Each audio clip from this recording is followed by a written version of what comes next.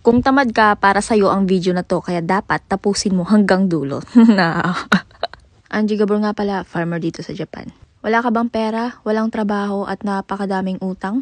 Yung feeling na halos araw-araw hindi mo alam kung saan ka kukuha ng pera mo. Ganun, be? Oh, wag ka mag-alala. Dumating din ako sa point na yan. At isang tanong ang bumago sa buhay ko. B, isang tanong lang. Hanggang dito na lang ba ako? From pagiging tamad hanggang sa natauhan. Mga hindi po nakakaalam, single mother nga pala ako. Meron akong 2 anak. Oo, bata ako naglandi mga B.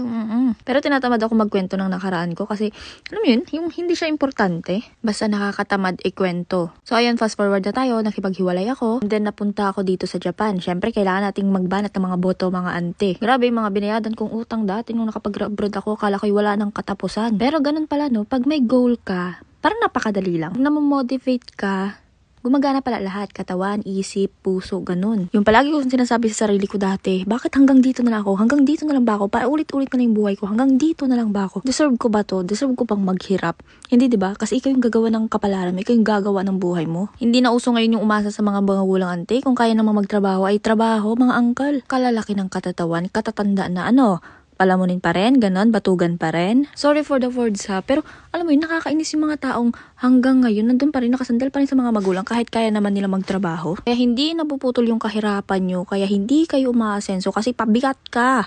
Tapos pag walang ulam, ikaw pagalit ha. Kung ayaw mong tulungan yung mga magulang mo, at least naman palayain mo sila. Pagaanin mo yung buhay nila sa anong paraan, umalis ka, kumayod ka, magtrabaho ka kahit para sa sarili mo lang. Tanungin mo yung sarili mo, hanggang dito na lang ba ako? Hanggang pagiging batugan na lang ba ako? O kaya tanungin mo yung sarili mo kung deserve ko ba to? Deserve kong hanggang dito lang ba ako? Kung ang sagot mo ay oo, ulitin natin. Tanungin mo ulit yung sarili mo, deserve ba to ng mga magulang ko? Deserve ba ng mga magulang ko na hanggang pagtanda ko ay alagaan nila ako? Kung oo pa rin yung sagot mo, ibahin natin yung tanong.